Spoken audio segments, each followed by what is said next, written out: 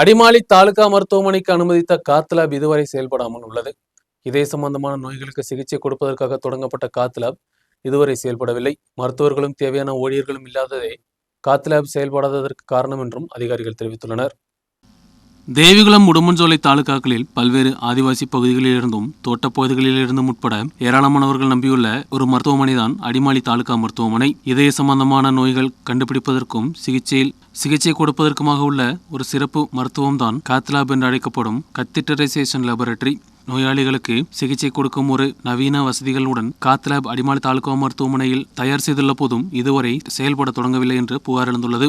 ദിവസേന ആയിരക്കണക്കിന് ആളുകൾ വരുന്ന അടിമാലി താലൂക്ക് ആശുപത്രിയിൽ കാത്ത് ലാബിന് വേണ്ടിയുള്ള സൗകര്യങ്ങൾ ഒരുക്കിയിട്ടുണ്ടെങ്കിലും നാളിതുവരെ വേണ്ടത്ര സ്റ്റാഫിനെ നിയമിക്കാത്തതുകൊണ്ട് ഇപ്പോഴും അത് പ്രവർത്തനരഹിതമായി തന്നെ നിൽക്കുകയാണ്.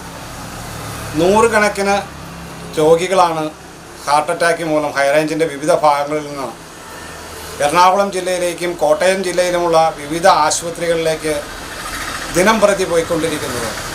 ഈ വിഷയത്തിൽ അടിയന്തരമായി ഗവൺമെൻറ് ഇടപെടുകയും അടിമാലി താലൂക്ക് ആശുപത്രിയിൽ കാത്ത് ലാബ് ആരംഭിക്കുന്നതിനുള്ള അടിയന്തര നടപടി സ്വീകരിക്കുകയും ചെയ്യണമെന്ന് അഭ്യർത്ഥിക്കുന്നു. காத் லேபிற்கான சிறப்பு உபகரணங்கள் கூட வழங்குவதற்கு சுகாதாரத்துறை நடவடிக்கை எடுக்காததும் சிறப்பு மருத்துவர்களும் ஊழியர்கள் போன்றவர்களை நியமிக்காததே பிரச்சனைகளுக்கு காரணம். 2017 நவம்பரில் தான் தாலுகா மருத்துவமனையில் காத் லேப் அண்ட் கார்டியாலஜி ஐசியு யூனிட்டின் செயல்பாட்டிற்காக 3,76,00,000 ரூபாய் அனுமதிக்கப்பட்டது. தொடர்ந்து கட்டிட வேலைகள் நிறைவு செய்து கார்டியாக் ஐசியு காத் லேப் என்ற போர்டும் வைக்கப்பட்டது. ஆனால் பல வருடங்களாக காத் லேப் செயல்பட தொடங்கவில்லை. இதே சம்பந்தமான நோய்களுக்கு சிகிச்சைக்காக ஆட்கள் வெளி மாவட்டங்களில் உள்ள மருத்துவமனையை நம்பியுள்ளனர். அடிமாலி அரசு மருத்துவமனையில் அனைத்து வசதிகளும் உள்ள போதும் மருத்துவர்கள் நியமிக்காததால் காத் லேப் செயல்படாமல் உள்ளது.